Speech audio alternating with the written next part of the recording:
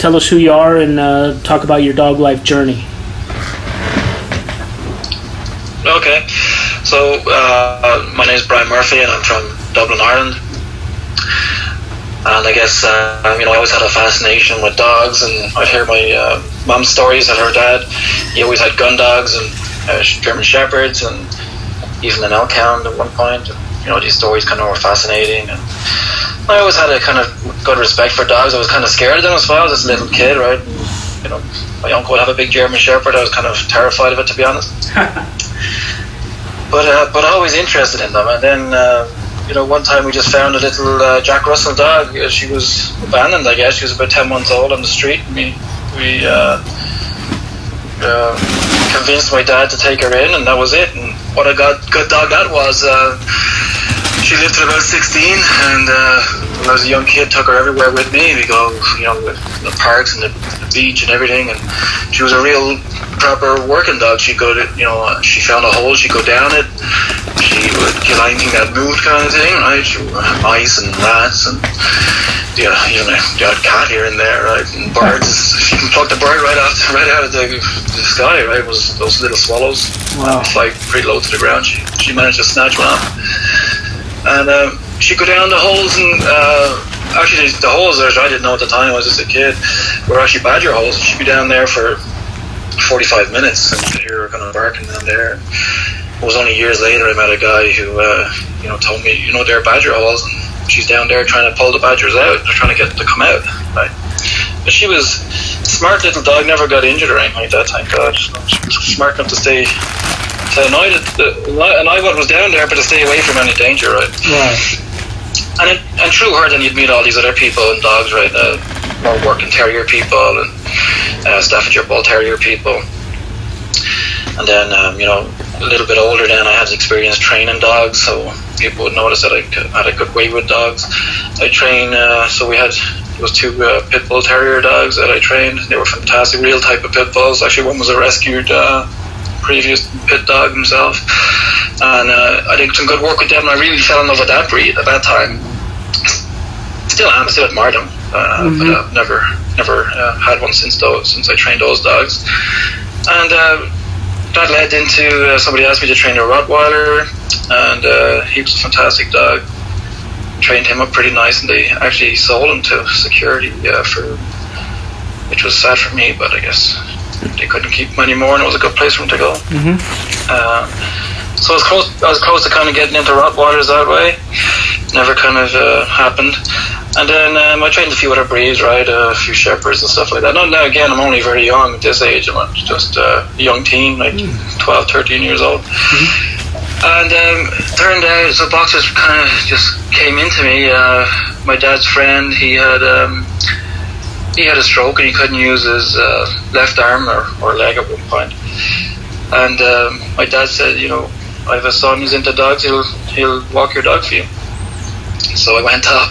I thought, yeah, great, a boxer. All I seen of the boxers was on TV, and they were an impressive looking dog. And I get there, I get to the guy's house, and he says, okay, he's out the back. Come on out and meet the dog. And this huge dog comes up from the back of the field like a Turner and Hooch movie clip with the jaws flopping and coming charging at me.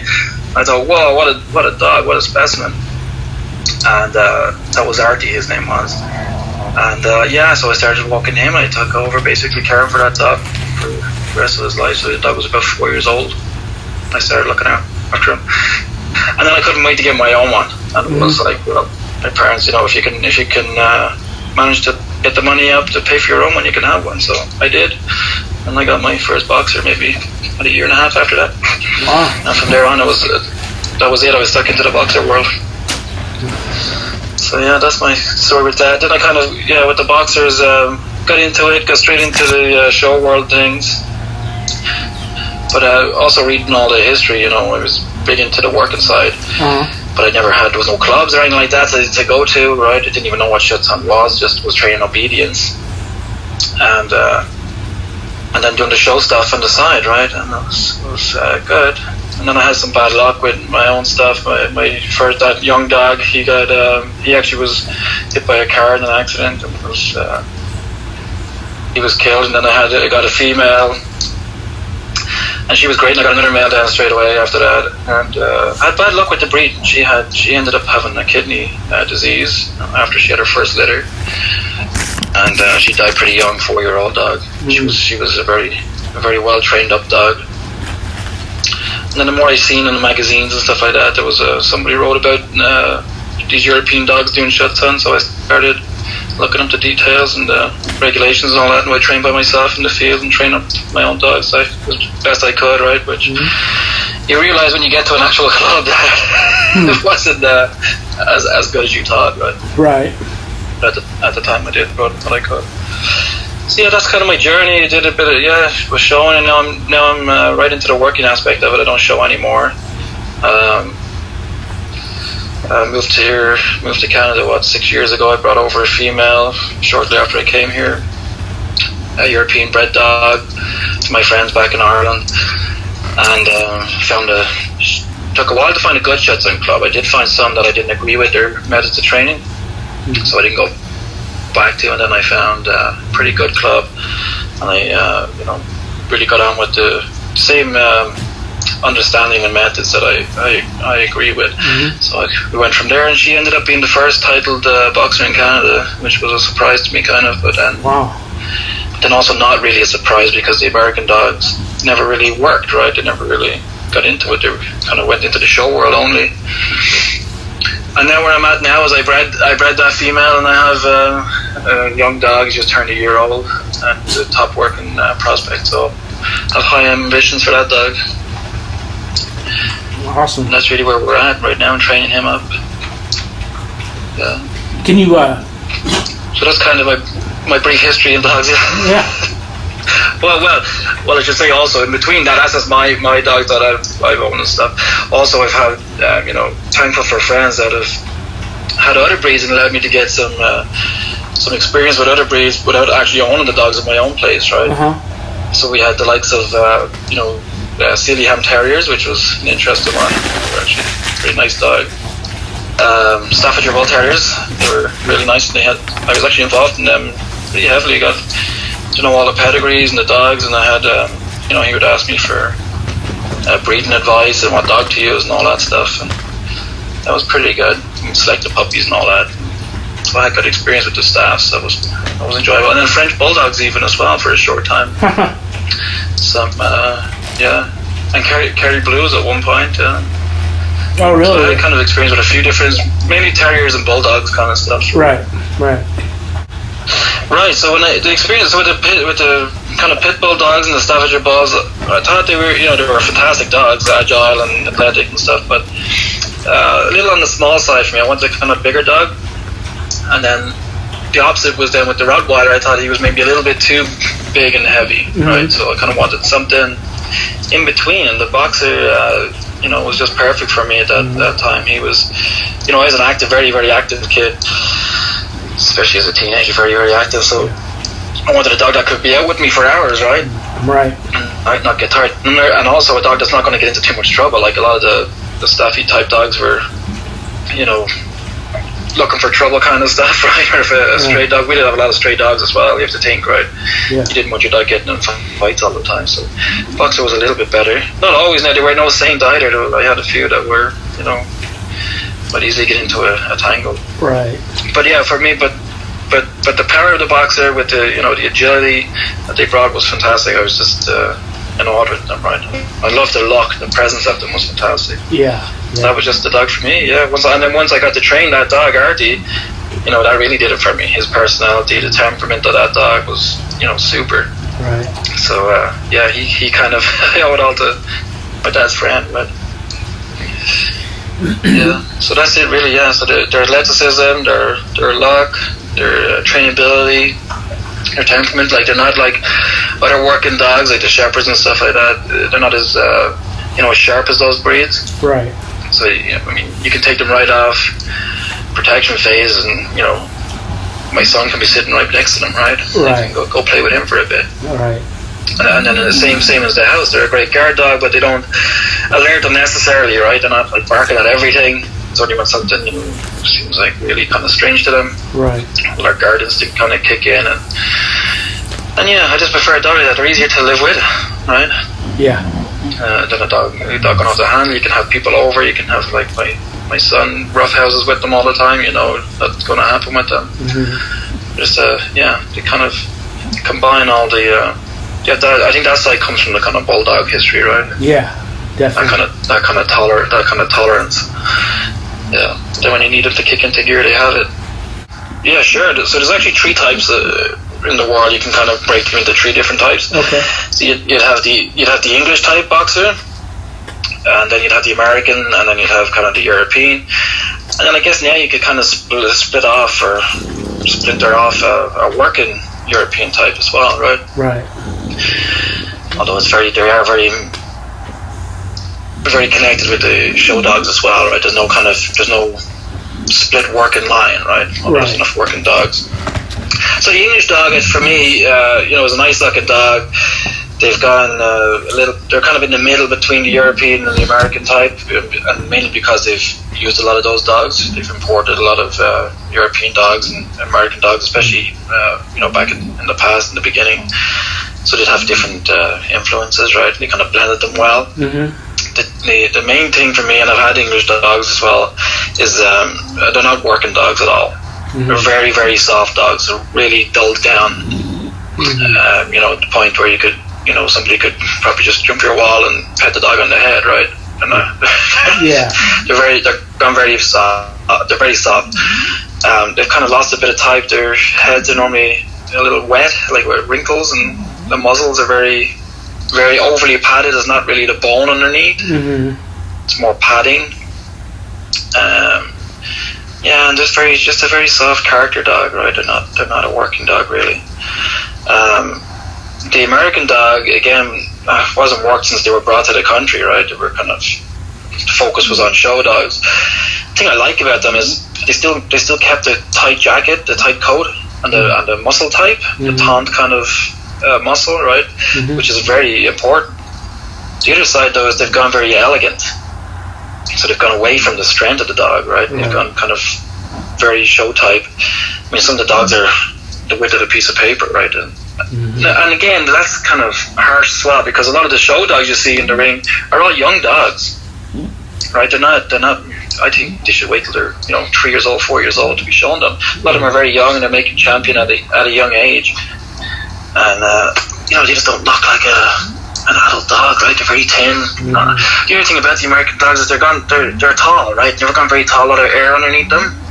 Yeah, so basically the American dogs have gone kind of too elegant, too tall. They could do with reducing the size a little bit, but they have the muscle type and the skin coat type that is important. Also, they have good necks, and their heads are pretty good. Like the proportion of the muzzle to the head. Now, when I say the heads are good, they're not good, not in the sense of like exactly to the standard, but the proportions are good. Right. They could do with better expression, better skull. Skull is not great. It's often very flat. So you could do with a bit of curve on that. But if you really want to get back to what the standard says, the square look, the square type, well, they have it more so. And then you go to the European type, and what you have now is, because they've gone very heavy. They've gone very, especially like these show dogs I'm talking about. The bone in the front legs is huge. Right. The paws are actually starting to turn out left and right. Yeah. Starting to bend near the pastern, which is not good. It should be dead straight legs. Chests are very deep and heavy. Back end is kind of weak. And I look at a lot of these dogs and think, could they jump the meter hurdle? I don't think so, right? No. And certainly if they jumped it once, but they wouldn't jump it more, right? And then their faces, their heads have gone really bad. They're fascinated at all. And I think it's like a cheat mode to get the width. So to get the width, they go shorter. So the muzzles have gone very, very short. Some of them are extremely short. And the heads are gone rounded, so they kind of try and get the proportion close to being right, but it's really just distorting the whole type of dog. I mean, it's described as being square head with a square muzzle, and you can't really describe them as square. They're rounded. Round heads and round muzzles now. Yeah, the good thing is the temperament differences. So the English dogs have gone very, very soft. I'm talking about the majority of the dogs, right? There's obviously some good dogs there. Yeah. But the majority of dogs are going very soft. The American dogs, I don't really have great experience in training an American dog. What I've seen out and about is they're kind of immature dogs. They don't really have a working sense about them. Yeah, they're kind of silly. They're kind of, puppy-like. The European dog sure can work. And it goes back to the history of the dogs, right? They all had to, firstly they were developed in Germany, and they were developed as a working dog, or a war dog, as it was called. Mm-hmm. Yeah, so the European dog, so you got to, like, they've always had, they have to have a working title to be bred, right? So at least one parent has to have an IPO or an IGP now title, right? Mm-hmm. Which kept some kind of working qualities in a lot of the show dogs, which is good. So you get a lot of show dogs. Some of them just don't have the opportunity to be working dogs, right? Mm-hmm. But they definitely have the ability and the temperament to do it. So that's for sure. So the working dogs, the European dogs, have always kind of kept that working ability. And then you have the other side to the European dogs, which are kind of dogs that were sport dogs, right? They have a long history, good pedigrees. The top level, which is IGP 3 now. And then they show at their national level or regional level, national level, world level, and you get a pedigree with dogs with all IGP 3 in them, and the dog is, most of them are fantastic working dogs, right? Mm-hmm, mm-hmm. But then the problem also with the boxers is like you need to get the right handler as well with them. Right, so you have people that you don't have many Malamar or Shepherd handlers taking on a boxer, right? No. So you gotta kind of go with the experience of the handler and the level of training that's put into the dog. And then you kind of have to separate the training from the dog, right? So you kind of pick up those little things and see what the dog is really about or what he's not about. So yeah, so the difference for me, big one, is the temperament of working ability. Right. The European dogs definitely have it. English dogs not so much, and the same with the Americans. And then all the types they've all kind of gone their own kind of way, right? Right. And that's the show world kind of dictates that, right? And what's the flavour of the month? Who's the popular dog with a popular owner gets more service, kind of stuff, right? That's always the way it's been since the start, since the German club was created, right? There's been arguments and splinter groups and split ups, right from the start. Mm-hmm. Right. Well, it's well documented, right? In the BK Boxer Club Germany, a lot of stuff is well documented, and there's a stud box to show the pictures of the type of dogs and all that. Uh-huh. But basically, there was 3 people mainly involved, right? There was a guy called, his surname Robert Koenig, and Hoppner. Forgive me if I'm pronouncing them really terribly, but they're the main guys. So the guy Robert, he had dogs. He had Airedale Terriers, and basically he wanted to, produce this kind of German bred dog, war dog. And he liked the Airedales, but kind of found they were probably wanting encourage a little bit. Mm-hmm. And then at the same time, you had the other 2 guys, Koenig and Hoppner, with the same idea. So they kind of approached Robert, and they got their plan going. So they wanted to create, a German military dog, I guess. And the dogs at the time they used would have been, so you have to go back to the Spanish type of bulldog, right, which is like the Alano today, I guess, was a recreation. Yeah. The older dog. So these Spanish Mastiff dogs, would have been brought through Europe, through Germany and France, and they were kind of a running type Mastiff, I guess, right? Mm-hmm. Or a large type bulldog, and bulldog is in the term of like, closer to a pit bull than a modern dog, right? So they used so the French dog, or Dog de Bordeaux, which was, pretty close to the old, if you look at the really old photographs of those dogs, you can see the boxer in them. Mm-hmm. Not the heavier dog with the heavier head, but the older type, more functional dog, which again was probably more Spanish than anything, right? So you had that, and then you had them crossed with the English bulldog, which was kind of, and your bulldogs, right? and I'm probably pronouncing this wrong as well, but the Philo Kun type of bulldog, which is like probably like the first, change in the bulldog, where the faces started to get shorter and the body more squat and stuff like that. So it was those earlier changed bulldogs. So bred with the existing kind of Spanish type of dog, which was called a bull invader, which was just German for bull biter, which is what the Spanish dog does, right? Controls cattle.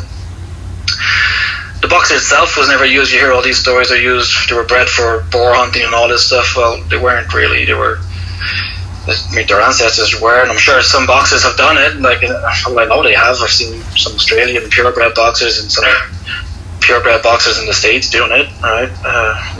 Those videos have been removed from YouTube, but they were there at one point. Yeah, I've seen them. And yeah, certainly some of the boxers, would have been into that, but they weren't bred for that. They were bred to be a military dog by these guys, right? And then, those guys had to foresee what they wanted, right? They wanted a dog of all the power of the bulldog, but with the athleticism of the terrier, right? So that was the ultimate goal. In the early days, in the first dogs registered, they're nearly all bulldog crosses, right? And it shows. You see, there's a terrier type of dog, you'll see a bulldog type of dog, and then you'll see everything in between. So I guess at that point, dog show made sense, because you could then really establish what the direction was, and what dog should be used going forward, and to try and establish the type, right? So so that was the goal, and I think they reached that goal around the 20s. I think they had a really nice looking dog, and then before the 20s, I guess, when World War I broke out, they had to send their dogs, right, to the war. And then after that, then they did the police dog test, the exams. So actually the famous Stephanites was a judge for the boxers to show what they could do, and he gave them great reviews, said they were fantastic dogs, and that kind of pushed them on to becoming the police dog, right? That kind of pushed on. And then in 1924, I think, 1924, I guess, they were named as a police dog, a working dog, right? And so the height changed a little bit. They were usually about 22 inches high, and then because they got the the police dog certification, they went up. They kind of changed that height a little bit, so they went up to like 24 inches, which is what the dog should be, a medium-sized dog. Right. So that's the kind of background. The history is a dog bred from working bulldogs and mastiff type dogs, and then but for the purpose of being a military stroke police dog, and from there, kind of the show world kind of started to take over as usual, right? I mean, they did definitely had a purpose to establish the type, and they did have working exams yearly. Now, not many dogs were attending, and those used to have anywhere from 10 dogs, 20 dogs for the yearly police dog exam, right? But then you had a lot of, that was for that just specific exam, but then you had a lot of dogs titled during the year. The records are all there in the BK, right?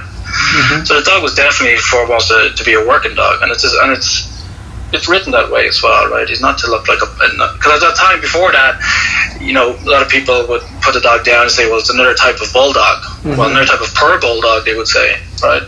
And so until they actually developed the dog that they wanted. So it was to kind of, all that's right for the boxer is wrong for the bulldog, right? Or all that's right for the bulldog is wrong for the boxer, kind of thing, right? So that's kind of the history of the dog. So it was always first and foremost to be worked. But as every breed, I think once it gets to the show world, right, the show takes over, and some an exaggerated characteristic comes in, and then they jump on that bandwagon, and it gets fixed in the breed, and then it just becomes worse, right? And same for almost every breed, I think. Yeah, for sure. Right. So I was saying earlier, when I first got the boxers, I started training them, and it was basic obedience kind of stuff, right? So I was training all different dogs at that time. And then, I read in these magazines something about Schutzhund, and I thought, oh, that sounds interesting. So I kind of dug deeper into that, and then I started training my dogs for the obedience phase of that, and enjoyed it. And then the tracking I did wasn't quite the sport tracking; it was more free range tracking for like an article in the grass or whatever, and let the dog work itself. That kind of stuff. And then protection was very basic, just had a homemade sleeve kind of thing, and would kind of run and let the dog come and catch me kind of stuff, right? So just did that by myself. And then when I was competing with dogs, it was purely in the show ring for a long time. And then and then it took a long time. There was no clubs really in Ireland. It was only German Shepherds. You couldn't get in with your boxer, right? So it was disappointing. But by the time I was coming to Canada, whatever, I thought, right, well, the next dog I want to just do Schutzhund, so I don't want to get into the show world, and it's probably not a good place to get into the show world with a European dog in Canada, right? Right. But I did show her. I did show her twice. She won her class twice, but it's no great feat because she's the only dog in the class, right? Right, so it's kind of win by default. Right. And then I did go visit a few clubs, and Canada has a great Schutzhund, well, it's IGP now, great community, working dog community. And I did find a few clubs, but the first clubs I found, I didn't agree with their training methods. Didn't like what I was seeing or like what I was hearing. So, I wasn't a newbie in training dogs, and I didn't. If I don't agree with it, I'm not going to do it. And then I asked president of the USA Box, which is the German boxer club kind of thing, equivalent of America, and he put me on to a great trainer here, and I went to that club and didn't look back, and I kind of really enjoyed it. Learned a lot of, it's more precision than you would think, right? And that was it. And I had a dog that I could work well with, especially in the obedience phase. She was very, very good dog. And then my young dog, I'm at a different club now, a club with a top world class helper and handler, and they represent Canada at the World Championships kind of on a yearly basis almost. And my young dog is there, and he's doing fantastic. He's got great obedience. Tracking, I'm kind of very lazy with the tracking, but he's a natural tracker, so I don't have too much trouble. And in protection, he's just a pure natural dog at it. He's fantastic. Grips are full, solid, and the helper actually really likes the dog, so that's great to hear from a guy with such experience, right? Yeah. He actually really likes this boxer, right? And you find I don't like to call the boxer the off breed, because I would say they're one of the original breeds.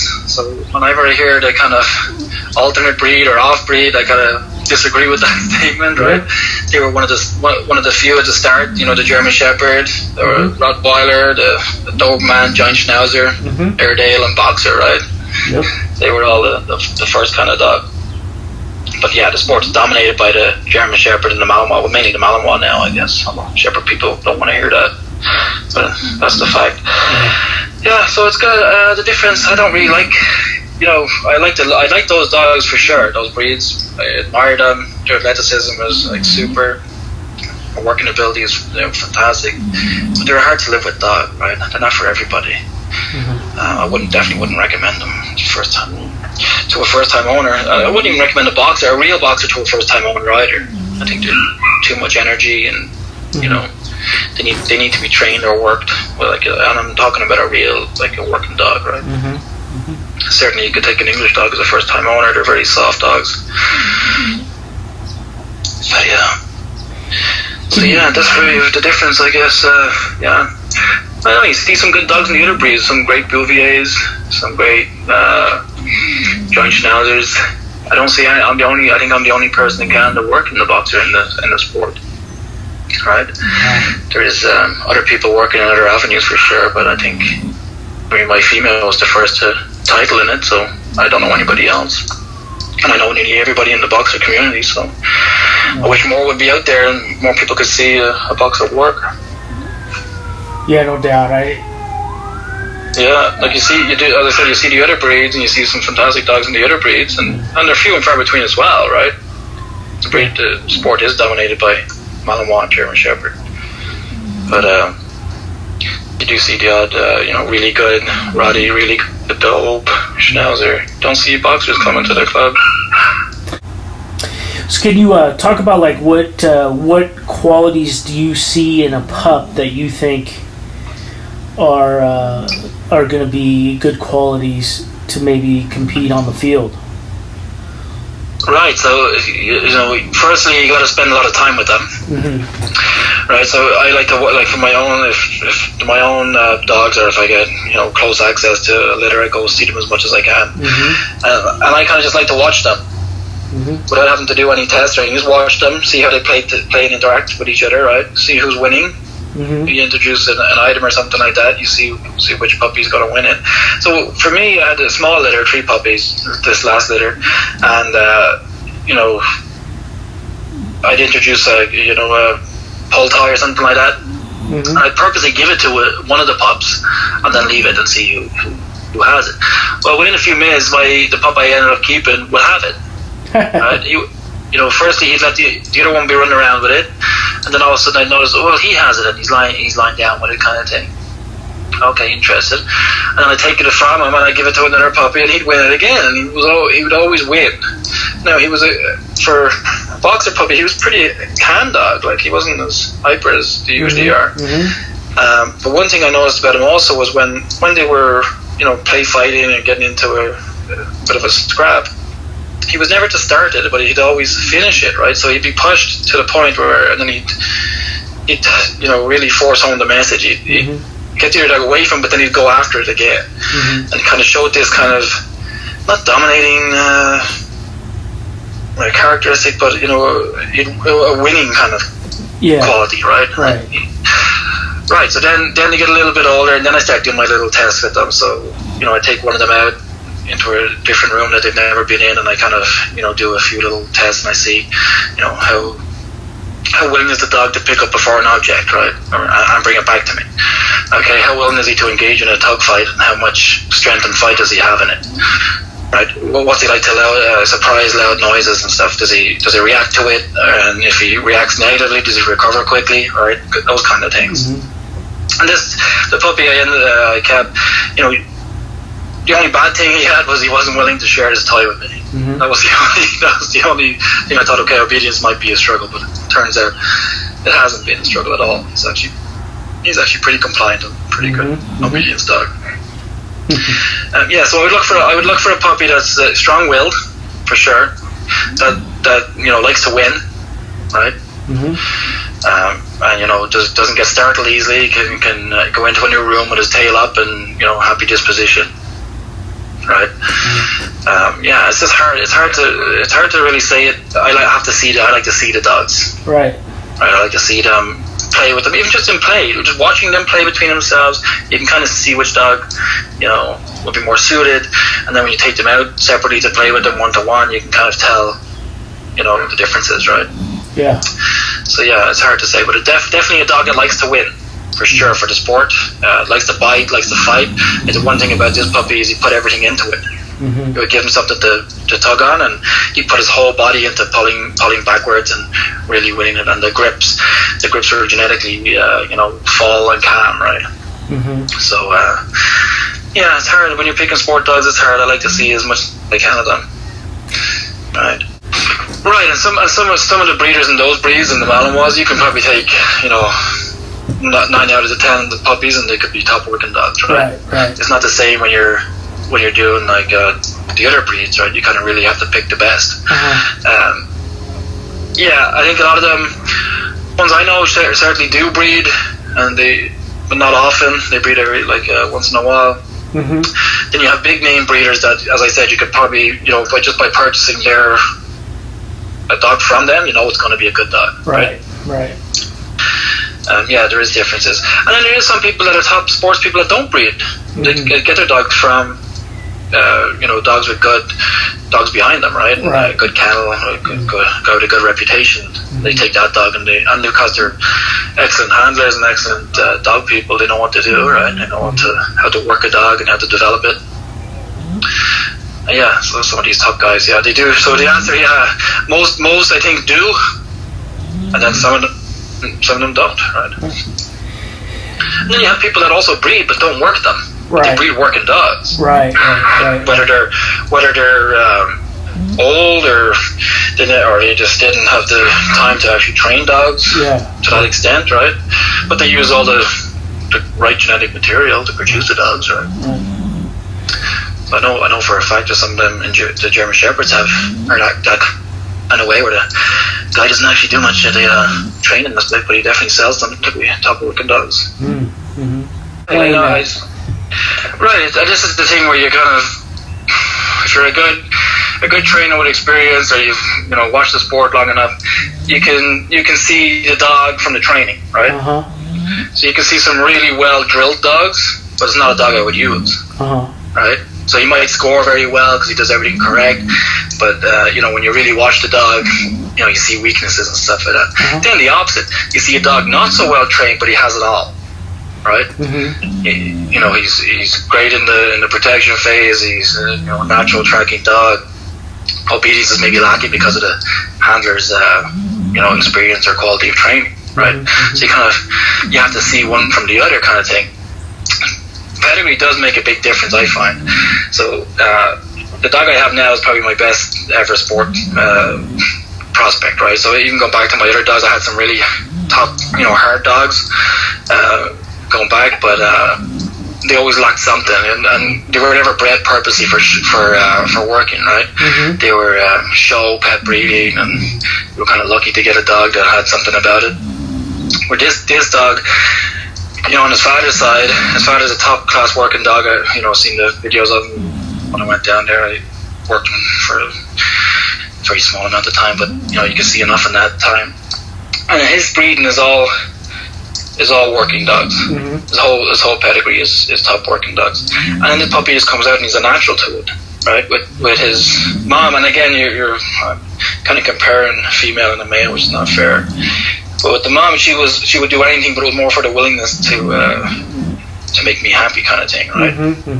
The willingness to please. She was fantastic that way, but you could tell, especially in some of the phases or some of the tasks, she didn't love them. This guy just throws his whole self into it, right? That is a difference between males and females. But I would say definitely pedigree makes the big difference. The dogs have been worked, they've been tried, they've been tested, right? Right. You know what you can kind of know what you're getting better. Where if you have show dogs, well, what's the likelihood if they haven't been worked in 60 years, right? What's the likelihood you get a good working dog? And you can only kind of tell that when you put the pressure on the dog and you're training it every day, right? And you see how they respond. You see how they respond to it, right? So I would definitely say genetics is a huge importance. Right. First thing would be to find the right club. Right. So do a lot of research into the right training methods. There's a lot of people out there that I don't agree with their training, and I won't listen to them, and I won't go to their club. Right. Then you get the real top trainers who can kind of take any novice with a good dog and get to a certain level. Right. So I'd say do your research into your trainers and have a look at their history and how what they've done in the sport and what their club members have done in the sport, right? Because they could be good by themselves, but they might not be good at relaying that information, right? So kind of have a look at what the club is doing, right? Then take your puppy along and watch. So watch and listen. I'm always on the field. I'm always watching everybody else's dog, all the other handlers.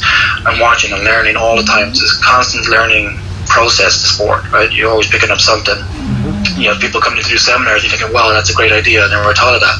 Let's see how that works for me and my dog, right? So I would say get involved in your club, go as often as you can, although people will get out to me for that because I'm not always there, but go as often as you can, and when you're there, listen and go get onto the field and walk around with the training director and listen to what they're saying, listen to why they're saying it, and ask them questions. These good trainers will talk to you about it, right? And if you see something you're saying you can't see why they're doing it at this point, it might be a foundation step for a later part, right? Ask them, why are you doing it? They'll explain to you, right? So I would say get as much information on how to train the dog for the sport as possible, right? And then your first dog is always going to be your kind of practice dog. unless you've been training dogs for a long, even if you've been training dogs for a long time, your first dog is kind of, you're going to make the mistakes in that dog. Right. Right, but yeah, for sure, go do it. Spend as much time as you can in the club, talk to them, watch everything. Mm-hmm. And then practice it. You got to do all the practice as well when you go home. Mm-hmm. Most of the time you're training by yourself, right? Mm-hmm. Yeah, we're an all-breed club, right? Mm-hmm. So I seen, there's obviously the Shepherd and the Malinois, and we had a Rottweiler, Doberman, Bouvier. What else have we had there? Even a border collie, that's around. She doesn't go to our club, but I know of her, and I've seen her dog train. That was kind of fun. Mm-hmm. Very smart dog. What else? Other breeds do we have there? A Giant Schnauzer comes every so often. Mm-hmm. And then, there's the Grenadile as well. Variant of the Belgian Shepherd. A Turf. I've seen one Turf. Yeah, so quite a range of breeds. Mm-hmm. Even actually a Springer Spaniel one time as well. But she didn't do the protection phase. She just trained in the obedience and the tracking. Right. Yeah, so for me, for other breeds I do have experience with some pit bulls. I would like to try one in the sport, maybe. Right. But maybe not, because I always feel if I have time for that, I should have another boxer. Yeah. Right. Yeah. But say, if I'm talking fantasy, I would like to try a pit bull and see how it gets on. See how it gets on with the pressure of training. Right, the obedience aspect of it. Because it's huge pressure. Right. All the obedience work, right, for a dog. See how they cope with that, and then other dogs. I'm a big fan of terriers, bulldogs, and mastiffs, and especially the fit running mastiffs. Uh-huh. I would like to maybe try a Dogo Argentino, see what they're like. Right. The Spanish Alano, I know they're recreated. The Cane Corso and the Spanish Alano, they're recreations. They're not what they were. They're not pure. There's no pure ones left. People that talk, I have this pure line of Cane Corso or whatever. It's not true. Yeah. It's well known that Boxer was, used to recreate them, right? And same with the Alanos. Right. But Boxer was introduced to recreate them as well. Those breeds, especially the Cane Corso, I don't really have interest in. Definitely the Dogo Argentino. I'd like to see what he's all about. Yeah. I've seen him at the show rings, and I've seen lots of videos of them, but I've never seen them really high obedience level work. I'd like to kind of see that. Spanish Alano, although it's a recreated dog, I have big interest in that. Even from a long time ago, before anybody heard of the breed, I used to try and research it. There was very little information out there to find. Now it's everywhere, right? As a breed, I kind of try and find the most rustic type. I wouldn't be into the modern ones. I know they were recreated using Boxer and Pit Bull and other breeds. So even the Doggo, I think is well documented. Pure Doggo was bred into them. Right. But I'd be interested. I'd be interested in those kind of dogs. Yeah, so the Pit Bull I'd like to try in the sport for sure. I've had some experience with that dog, but I've never had any experience with the Dogo Argentino. I'd like to see what I could do with that. And the Spanish Alano, if I could get a really rustic one, but it'd be hard to find one. And see what they're like. That's probably it, really. I've worked a Rottweiler. Don't think I'd want another one. I've seen them in the sport enough. I see Doberman all the time. Don't really want a Doberman. That's probably it, really. Mm-hmm. Do you have any small dogs that still interest you? Yeah, well, I love the real dogs. Like, if you're going to go with a small dog, it has to be a real one. Like, the Jack Russell I had was absolutely fantastic dog. She was a terrier man's dream, right? But in the wrong hands kind of thing. Yeah. She would have been, perfect on a farm, not in the suburbs, right? But any work she did, she found by herself kind of thing, right? She'd be down the river and she'd come out with a rat or something, right? Or a bird or something. And she was always up for a scrap. And that dog was, for me, is the ultimate Jack Russell Terrier. She was the right size. She could get down kind of any hole. She'd stay down there, right? She'd be down there for a long time. She'd battle anything, kind of take on the world kind of dog. And I just had that, love for her. Will I ever have one again? I don't know. I think she was kind of put the benchmark pretty high, right? Yeah. Smaller dog like the Staffordshire Bull Terrier, I always have a love for, so I probably maybe in the future I'll probably get one of them. They're not very common over here. You don't see any. Like I haven't seen one Staffy Bull over here.